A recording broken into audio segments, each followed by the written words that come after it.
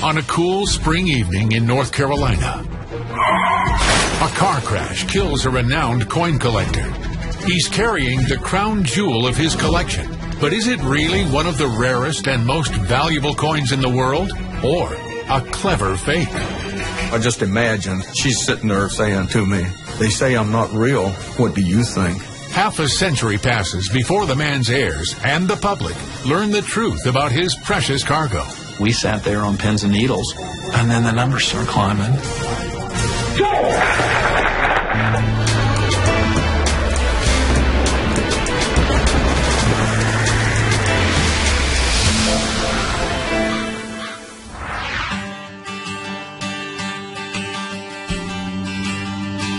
I'm Jamie Colby. Today, I'm in picturesque Roanoke, Virginia. The name Roanoke is believed to come from an Algonquin word that means shell money, which is very appropriate to the story of this strange inheritance.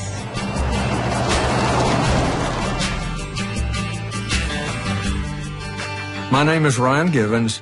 In 1992, my mother, Melva Givens, died at the age of 79. As executor of her estate, I found a lockbox in her closet which contained a strange envelope.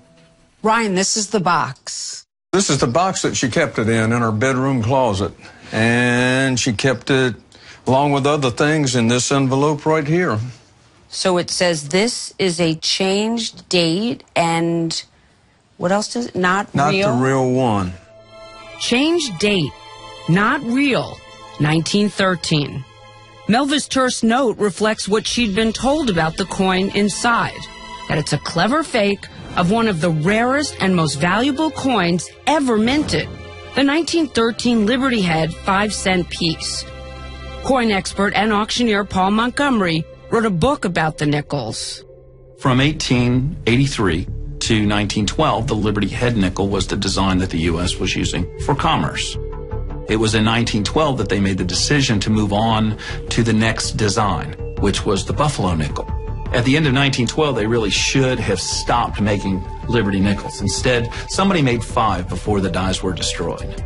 The 5 nickels are legal tender, but the U.S. Treasury has no record of them. Samuel Brown was a Mint employee at the time when the coins were transitioned from the Liberty Head nickel to the Buffalo nickel. There's a lot of speculation that Sam Brown was the one that actually had them made and put them away. 5 specimens make their first appearance in Chicago at a 1920 convention. The seller, surprise, surprise, Samuel Brown. It was 7 years later, the statute of limitations had passed for any crime that might have been committed, and so all of a sudden there is a huge story that 5 coins that had never existed were now going to be at the Chicago Coin Club show. 4 years later, all 5 coins are purchased by a single wealthy collector for $2,000. It's not until the early 1940s in St. Louis that the set of 5 nickels is sold in public again. Egypt's King Farouk scoops one up for his collection, and the following year, so does a prominent coin collector from Roanoke, Virginia, Ryan Givens' uncle, George Walton. Enter the enigmatic benefactor of our strange inheritance. Ryan, tell me more about Uncle George. I like to refer to him as a professional collector. He had a pretty decent stamp collection. He had books, almanacs, but coins were his main thing.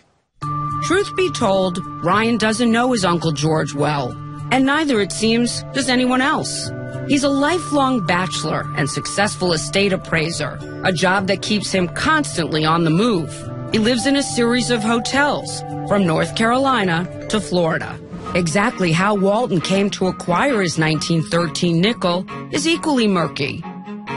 The most oft-told story is that in 1946, he trades $3,750 worth of gold for the rare nickel.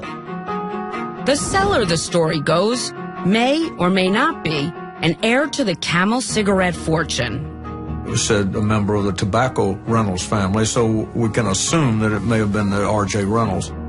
However he acquires it, the 1913 nickel gives Walton a special status on the coin show circuit. It was a calling card of sorts, because if you were one of the owners of a 1913 nickel, you were an important collector. Walton plays the role of swaggering, inscrutable collector to the hilt. Once he's seen nonchalantly flipping his famous nickel. Wasn't he worried about scratching it? His reply, no, because it's a fake. The reason being, since it's a valuable coin, he used it for display rather than the real one. He promises to display the real one at a show in Wilson, North Carolina, where he's a headliner. With about $250,000 worth of rare coins, he sets out on the drive from Roanoke to Wilson. Nowadays, you'd be in some sort of, armored truck. That's how things were back then. You would never see that today. But Wilson was having their first show, so it was going to be a big deal. It's March 9th, 1962.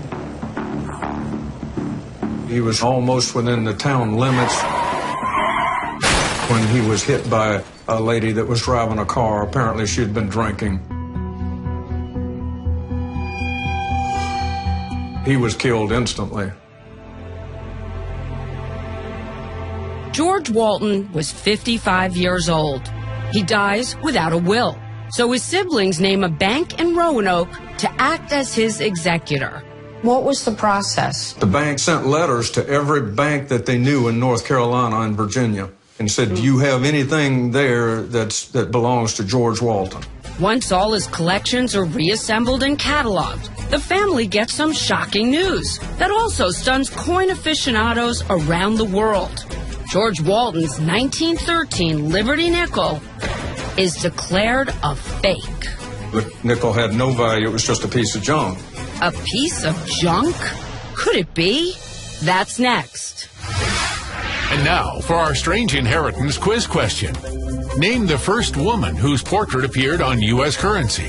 Martha Washington, Sacagawea, or Susan B. Anthony. The answer in a moment.